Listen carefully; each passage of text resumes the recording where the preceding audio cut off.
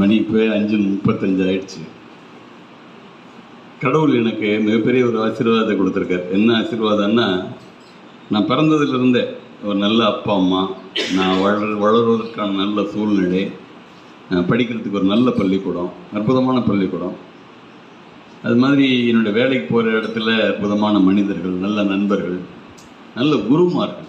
எனக்கு டி கோவிந்தராஜ், சக்கரவர்த்தி, தாரிணி, இவங்கெல்லாம் உங்களுக்கு தெரியாது. But they are all stall words. நீங்கள் என்ன சொல்லிகிட்டு இருக்கீங்க, என்னை மாதிரி அவங்கெல்லாம் 100 மடங்கு பெரியவர்கள். இவர் நம்ம செல்லதுரை சொல்கிற போது நாங்கள் எல்லாம் எப்படி ஸ்ட்ரிக்டாக இருந்தோம் அப்படின்லாம் சொன்னார். நான் ஒரு சின்ன சம்பவம் சொல்கிறேன், இது உங்களுக்கு எப்படி புரிஞ்சுப்பீங்கன்னு தெரியல. பி கோவிந்தராஜ் யாருன்னா புரிகிற மாதிரி சொல்லணும் அப்படின்னா, கன்னியாகுமரியில் இப்போ நம்ம விவேகானந்தர் பாறை இருக்குது இல்லைங்களா, கன்னியாகுமரி விவேகானந்தர் பாறை, விவேகானந்தர் ராக் மெமோரியல்.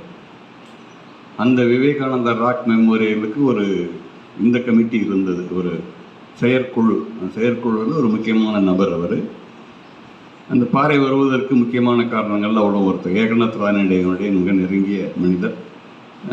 அவர் இந்தியா பிஸ்டன்ஸ்னு ஒரு கம்பெனியில் ஜெனரல் மேனேஜராக இருந்தார். அவர் தான் இது founder secretary of Vivekananda educational society. Vivekananda educational சொசைட்டியை ஆரம்பித்தவர் அவர் தான்.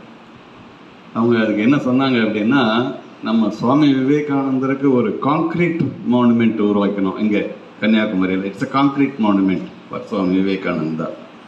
We want a human monument அப்படின்னு யோசிச்சாங்களாம். What is the human monument? A school. They have started the school one after another. The human monument for Swami Vivekananda அப்படின்னு சொன்னாங்க. அவங்க ஒரு சம்பவம் சொல்கிறேன். இந்த சம்பவம் தான் முக்கியமான சம்பவம்.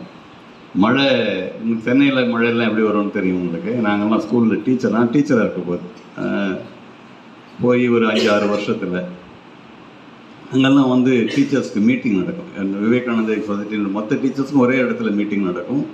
Enrichment programme, subject wise enrichment, அந்த மாதிரி நடக்கும். ஒரு 300-400 பேர், அப்போல்லாம் 300 பேர் 400 பேர், இப்போ 1500 பேர் இருக்காங்க. அப்போ 300-400 மெம்பர்ஸ் டுகெதர். என்ன அண்ணா நகரில் ஒரு விவேகானந்தா ஸ்கூல் இருக்குது, அங்கே தான் நடந்தது. நான் அம்பத்தூர்லேருந்து அண்ணா நகர் வரணும். அதுபோல் ஒவ்வொருத்தரும் திருவொற்றியூர்லேருந்து வரணும், குரோம்பேட்டையிலேருந்து வரணும். லாங்கஸ்ட் டிஸ்டன்ஸ் ஒன்றும். அந்த சென்னையோட ஜியோகிராஃபி தெரிஞ்சவங்களுக்கு தான் இந்த கஷ்டம் தெரியும். மழை பின்னி எடுக்குது, புயல் நாள் அது. மழை பின்னி எடுக்குது. இந்த 14 ஷாப்னு பேர். எங்களுக்கு வந்து ஒரே ஒரு பஸ் தான் அந்த பக்கம் போகும் அந்த காலத்தில். அம்பத்தூர் டு வயா அண்ணா நகர் போகிறது 14 ஷாப்ஸில் நிற்க. 14 ஷாப்ஸில் இறங்கி கொஞ்சம் தூரம் நடக்கணும். எங்கன்னா நம்ம இங்கேருந்து ஒரு 2 ஃபர்லாம் அந்த கோவில் வச்சுக்கோங்களேன். இங்கே ஒரு அம்மன் கோவில் இருக்கு, சீத்தலா அம்மனா என்ன, அந்த கோவிலேருந்து நம்ம ஸ்கூல் வரைக்கும் டிஸ்டன்ஸ்னு வச்சுக்கோங்க. அங்கே இறங்கி பஸ் ஸ்டாப் அங்கேருந்து இவ்வளோ தூரம் உள்ளே வரணும். தண்ணி முழங்காலுக்கு மேலே தண்ணி ஓடுது ரோட்டில். மழை மேலே கொட்டிகிட்டு இருக்கு. 10 மணிக்கு மீட்டிங்னா 10 மணிக்கு 9:55 இருக்கணும். அதுதான் விவேகானந்தா எஜுகேஷன் சொசைட்டியினுடைய கல்ச்சர். நாங்கள் போனது 10:03, 3 நிமிஷம் லேட்டு. எவ்வளோ பேர் தெரியுங்களா? ஒரு 50 டீச்சர். எங்கள் ஸ்கூல்லேருந்து ஒரு 15 டீச்சர், வேறு ஸ்கூல்லேருந்து ஒரு டீச்சர். 50 பேரும், யூ டோன்ட் பிலீவ், நீங்கள் செய்வீங்களான்னு எனக்கு தெரியாது, 50 பேரும் கேட்லேயே நின்றுட்டு இருந்தோம். அப்படியே எவ்வளோ நேரம் தெரியுங்களா? மதியானம் லஞ்ச் வரைக்கும். We were listening to the speakers standing on the veranda. He has not allowed us to let in inside the campus. தொப்பத்தை பேர் நனைஞ்சிருக்கோம், தலையிலேருந்து தண்ணி கொட்டுது. ஆனாலும் நாங்கள் மீட்டிங் கேட்டுருக்கோம். எங்கே வெளியில் நின்றுட்டு half a day we were standing. Lunch ஹவரில் தான் அவர் வெளியில் வந்தார். என்னாச்சு அப்படின்னார். மழையில் பஸ்ஸு கிடைக்கல ஜி, இனிமேல் லேட்டாக வராதிங்க. He has not told anything. Now, people were tall people. They were very tall people. எதுக்கு சொல்கிறேன்னா, அந்த மாதிரி மனிதர்களால் நாங்கள் வளர்க்கப்பட்டோம்.